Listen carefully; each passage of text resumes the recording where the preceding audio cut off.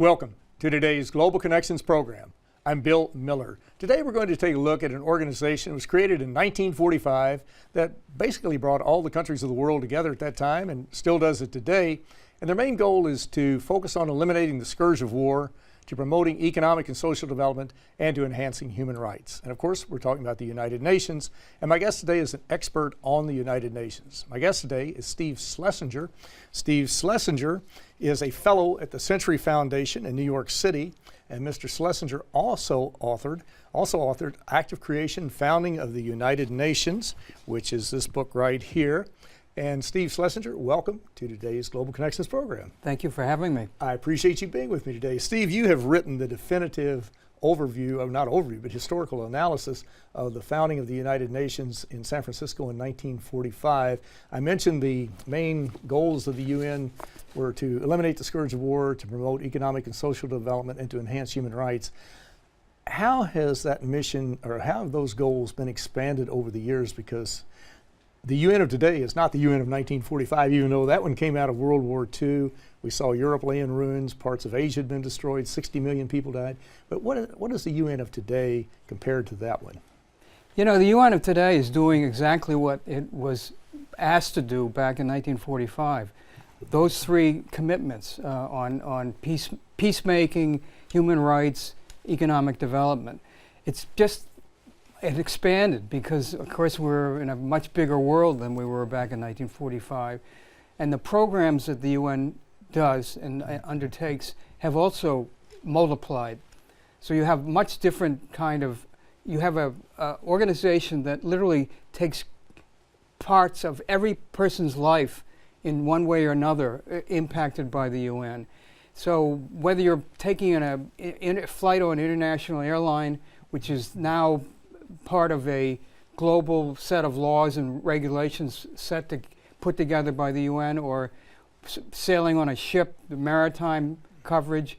There are all sorts of basic ways of regulating traffic around the world, which the UN is pretty much the champion of. Mm-hmm. And that's the silent part of the United Nations you're talking about. If you watch the weather report at night, it's the World Meteorological Organization, a UN agency that helps disseminate weather information around the world. If you've dropped a letter in the mailbox going to Tokyo or to London or Quito, wherever it might be, a UN agency helps it get there safely. So the UN touches our lives every day. A lot of the people who look at the UN have said too, and we can't prove it, but really a lot of the foreign policy types, international relations folks who have watched the UN said that really if it hadn't been for the United Nations, we probably would have had World War III by now.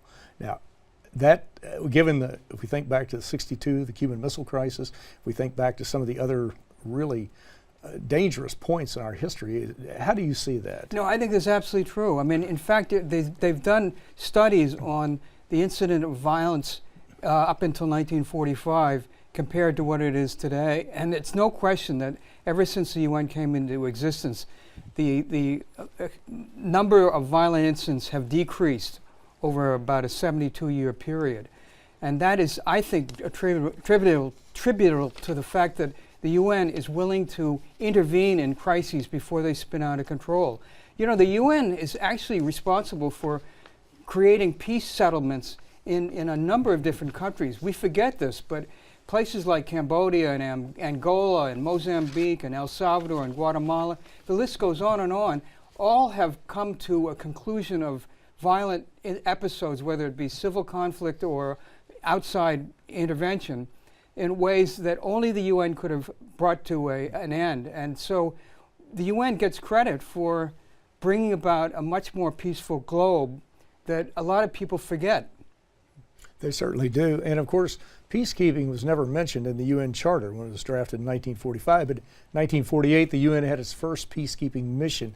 Why was that important then, and why are the 16 peacekeeping missions now very important? Well, it was important in 1948, just the way it is today, is because up until 1948, the countries of the world didn't know how to bring together troops from all around the globe in a common effort to prevent the outbreak of violence. And it was through the UN's inventiveness, the fact that they have a flexible charter that allows them to come up with new ideas about how to deal with the outbreaks of violence, that they came up with the idea of peacekeeping. And ever since 1948, there have been many missions of the peacekeeping nature that have kept the world separate from the possibility of a world war cataclysm. And that's terribly important, because that was the whole point of the UN organizing in 1945. After all, you remember that the past generations from the 1910 period to the 1940 period had suffered through actually 1945 period, had suffered through two incredible catastrophes, the First World War and the Second World War, in which over 90 million people died. So there was such a desire and determination in 1945 to make sure that no war would ever break out of that magnitude again. That's why people and delegates from all these different countries were willing to sign on the dotted line and put together this charter and finally establish the UN. And these peacekeeping missions that we see today, they are invaluable to the people in those areas, South Sudan, Central African Republic, Haiti, wherever it might be. But they're also invaluable from the standpoint of the major players at the United Nations. For example, the United States, if a peacekeeping mission, for example, is in Haiti, then the U.S. troops are not there. We think back to 1994 along in there. The U.S. had troops in Haiti. Today it's a peacekeeping, an international peacekeeping mission under the UN flag that's in Haiti keeping the peace. That is extremely important as far as keeping troops out of the line of fire. Also, you have shared responsibilities of, especially financial responsibilities. Yeah, and we've calculated the budget for peacekeeping is about $8 billion a year. The U.S. contributes about 25%, and so about $2 billion out of that. So for $2 billion, the U.S. is buying peace in many quarters of the world, which otherwise, as you say, might have to intervene with troops or put incredible amounts of money into dealing with refugees and all the other related problems that come out of conflicts. So the U.S. is actually getting a lot out of the money that it pays into the UN from not having to increase, aggregate, and pour money and its own resources into settling issues that otherwise it would have to do only on its own, and rather without any help from an international organization. Now, currently there are about 110,000 U.S. or UN troops borrowed from about 140, 145, whatever countries, and they're not a UN standing army, but they're on loan to the UN, and most of those troops do live by the military code of conduct, that type of thing, but there are a few who violate it, and they have had terrible atrocities, selling sex for food and that type of thing. But the UN has a zero tolerance policy that says that if you do that, you're out, you're gone, and your country is to prosecute you. Is that right? That is correct. And actually, one of the final initiatives that President Obama brought to the UN in his last year in office was an offer to help improve the conditions of peacekeepers so that they would be better trained, they would be better policed, and better supervised in the future, so that these kind of unfortunate incidents would not happen. And the U.S. made a commitment to produce the money to upgrade all those conditions. So the U.S. has not only an investment in obviously preventing the outbreak of violence through peacekeepers, but also in making sure that the peacekeepers themselves behave properly in their duties. And it's not something that can be done, just casually. You actually have to have professionals go in and do the training and improvement. Exactly, most assuredly. Now, there are so many issues that we could talk about today that were not on the radar when the UN was created in 1945. One is climate change. A lot of people believe climate change is our #1 challenge in the world. The UN in 2015 developed the Paris Climate Change Agreement, the United Nations Paris Climate Change Agreement. How important is that agreement to helping us to hopefully to slow down climate change, which scientific studies show is just raging? I mean, we're in the middle of a catastrophe right now. How important is that? I think it was one of the great triumphs of the United Nations to have brought that agreement about, because until then there was no common agreement among the 193 countries that make up the organization about dealing with climate change. And we see what climate change is doing. It's gnawing away at the seashores of countries that are on the oceans, and it has already created more flooding, and obviously you see the ice is melting in both the Antarctic and the Arctic Circle itself. All these things are having a terrific impact on the way we live our lives. And so for those countries to come together under, I will say, Ban Ki-moon, who was then Secretary General of the UN, and I give him great credit for doing that, as well as both the Chinese and the American governments, which were crucial players in this, to get them all to come together to provide some effort to stop the increase of heat. I think it's not going beyond 2 degrees Celsius. That is really an extraordinary achievement, and we should all cheer it. Exactly, and time is running out. And you mentioned the Arctic and Antarctic. For years we saw the Arctic ice was melting. They said, well, Antarctica is developing more ice. Now we find out Antarctica is melting. Now the ice is 2 to 3 miles deep, but by the same token, when that melts, if we stay on this trajectory, when that melts within who knows how many decades, 30, 40, 50 years, the oceans will rise 150 feet or 50 meters. There's no country that's going to survive that. No, it's catastrophic. And I think that it's so important to keep emphasizing the commitments that these countries have made through that Paris Peace Agreement, because, as you say, the time is running out. We don't have a lot of years that allow us to finally control our impact on distorting the climate and creating the dangerous situation we may be facing in just a decade or two. Now you mentioned Ban Ki-moon, who was the 8th Secretary General of the United Nations. The 9th Secretary General is Antonio Gutierrez, who is from Portugal, former Prime Minister.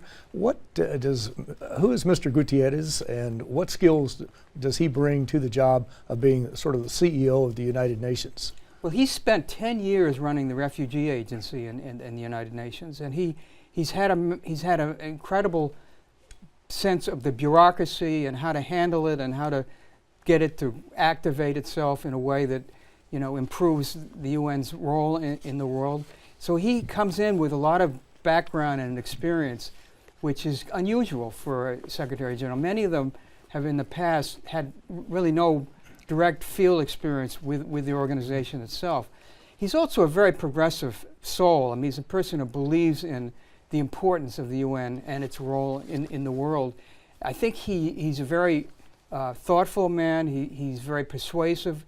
He seems to have garnered support around the globe, even from contending nations of different ideologies like China and Russia and the United States. So that tells you right there that he's a quite extraordinary individual. Well, you're watching Global Connections Television, which is a privately funded, independently produced program. The opinions expressed on Global Connections are solely those of the moderator and his guest. We would invite our viewers to go to our website at www.globalconnectionstelevision.com to view previous programs. Also, if you're involved with any type of media outlet, be it a PBS or community access television station, or perhaps an educational institution that has an intra-campus hookup, or you just have a website and you're interested in sharing the programs, please go to our website. You're invited to download them free of charge. Global Connections Television is provided at no cost as a public service to help us better understand international issues and how they impact our lives. Today we're talking with Steve Schlesinger, who's an expert on an organization that brings all of the countries of the world together to deal with war and peace, economic and social development, and human rights, as well as to do other things such as helping move aircraft, ships, mail, and weather information around the world. And Mr. Schlesinger is also the author of a book, Act of Creation, The Founding of the United Nations. Steve, we're talking about your book as we go through this program. There's somebody, again, we could spend the whole show on climate change. Let's talk a little more about some of the other parts of the UN. One, I mentioned human rights. That's very important. When the UN was established shortly thereafter, they came up with the Commission on Human Rights, as I recall. And then in 2005, they had a special conference at the UN and came up with the Human Rights Council. What was the old Commission on Human Rights? What were its shortcomings, successes, and why a Human Rights Council, and what does it do today? The old commission was a little clumsy. It didn't have the agility to react quickly to crises. It was a much bigger organization than it had to be, and for a lot of different reasons, it did not fulfill the role that it had been asked to. The new one is smaller. It's much more agile. It has the ability to react very quickly, and it therefore has had much more of an impact on the discipline of human rights around the world. And I think it still has flaws. I mean, none of these organizations are perfect, but it's had much broader kind of resonance for upholding human rights in some of the worst areas of humankind around the planet. Now, for a certain number of years, the United States did not participate in the Commission on Human Rights, but now it's on the Human Rights Council. How important is it for the U.S. to be involved, as well as other countries, in this 47-member body? It's quite important because the United States, after all, is the most powerful country on earth. And without its participation, other countries don't take the Human Rights Council that seriously. Now, on issues like Syria and North Korea, the presence of the UN is there to, of the U.S. is there to make sure that those, human rights violators are, and the damage they have done, is addressed by this council. Otherwise, for example, Syria and North Korea might be just lopped off the list because there aren't other people who care as deeply as the United States does about the abuses that these two countries have been involved in. And I think also the United States, by being there, creates and forms coalitions of like-minded countries that can force the organization, the Human Rights Council, to take positions on issues that otherwise will be kind of left adrift. So the U.S., simply because it does represent, as its Constitution talks about, it's the commitment to upholding the whole notion of civil and human rights is a terrific influence on making sure that this this council does what it's been asked to do and can make sure that there's a continuity on board simply by being present on a regular basis. And one of the criticisms that's been leveled at the Human Rights Council has been that there are some human rights violators.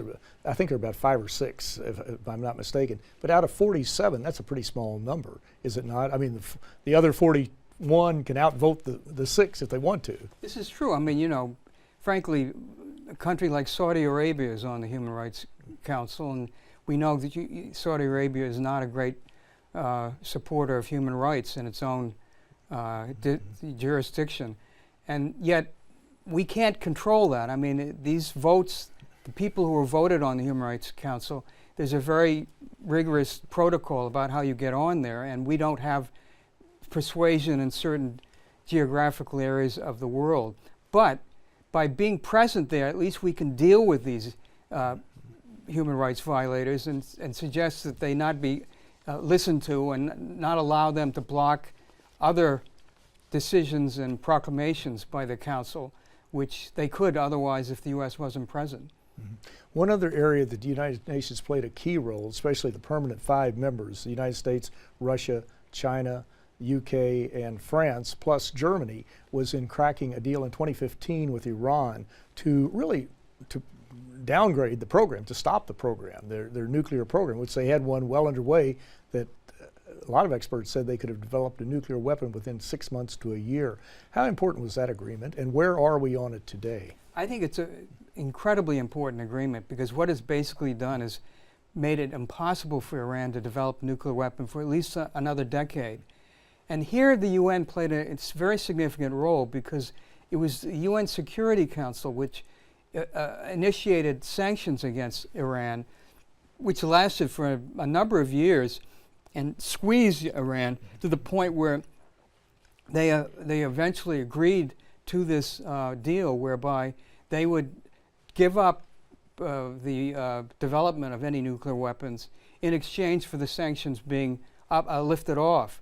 So here's a very good example of where the UN and the key members of the Security Council had a real impact on a potentially disastrous situation that is, Iran developing nuclear weapons and leading to some conflict in the Middle East, which could have really spun out of control and become a great catastrophe for the world. Apparently, Iran, according to the International Atomic Energy Agency, the UN watchdog that's monitoring this, and other groups that are monitoring too, not just by the IAEA, but apparently Iran's living up to it. And you hear rumblings that some people want to get out of this agreement. They don't want to honor the agreement. But what would actually happen if the U.S. were to pull out? The agreement would still go on, would it not? It would, because there was a number of other countries, major league countries, including China and some European countries and Russia, all which signed this agreement, which meant that they themselves are committed to it. So if the U.S. were to drop off, that wouldn't mean that their commitment would also terminate. But in fact, the U.S., by pulling out, would also be, spiting itself, because here we've got an agreement which prevents Iran from having a nuclear weapon for at least a decade. If we were to actually convince everybody else to drop out, Iran would tomorrow start developing a nuclear weapon again. So what's the point? Why wouldn't you want this agreement? And if they started a nuclear weapon, what would be the next step, the next option? The only option would be to go to war, and that is a lose-lose situation for everybody in that region. Israel in particular would be one of the biggest losers if that were to happen. Absolutely, and there's no question that this agreement prevented the outbreak of war. Can you imagine, with all the stress and destruction going on, warfare going on in the Middle East today, having on top of that, this the fearsome notion that Iran might have a nuclear weapon, and that would create a nuclear arms race in that very dangerous region of the world. It certainly would. Well, Steve, we've gone through a real potpourri of issues, and we could have spent a lot more time on each. But in the last minute and a half, we have the hardest question. What can the UN do? It's not a perfect organization. When you bring 193 governments together, you're going to have challenges. But what can the UN do to become more efficient and more effective? Well, I think the most important thing is the person who leads the UN, the Secretary General. I think Gutierrez is a wonderful choice, because he does have this background and experience. But he needs to be able to meld the different viewpoints of nations behind certain initiatives that only the UN can undertake. Again, we get back to the Paris Agreement on climate change is one of them. But we also have the Sustainable Development Goals, which is to eliminate poverty by 2030. It's another incredible initiative coming out of the UN. I think he has to be on top of that and making sure that these countries participate. And finally, the UN is so crucial to stamping out conflicts that could spin out of control otherwise. Right now, it's working on Syria. It's not had any great success, but it is there. It is present. It's present in the conflicts in Libya and the possibility of other dangerous situations throughout Africa. The fact that we have these UN emissaries working every 24 hours on trying to bring, peace to these situations is an extraordinary compliment to what the UN is and what it's been all about for 72 years. And of course, the UN is going to have success in some areas. The Security Council was blocked as far as dealing with the Syrian problem, but even then, the UN agencies were on the ground. The UN Children's Fund, the World Health Organization, UN High Commission for Human Rights, High Commission for Refugees were on the ground helping save people's lives, even though the Security Council, the 20% of the UN, the Security Council, General Assembly, and peace building, the other 80% of the UN was down there actually doing something substantive and really working in this area. But this is an important organization. As I mentioned before, it is not a perfect organization. We've heard that from so many people. Even the people at the UN will agree to that. But we do need to learn more about it, and we need to learn more about what you're doing. And our viewers can go to www.stephenschlesinger.com to tap into some of the other ideas that you have on how to deal with these very, very difficult international / local problems. They're not just international. But Steve Schlesinger, I want to thank you so very much for a very interesting and a very informative program. Thank you. Thank you. I'm Bill Miller. Thank you for joining us today on Global Connections Television.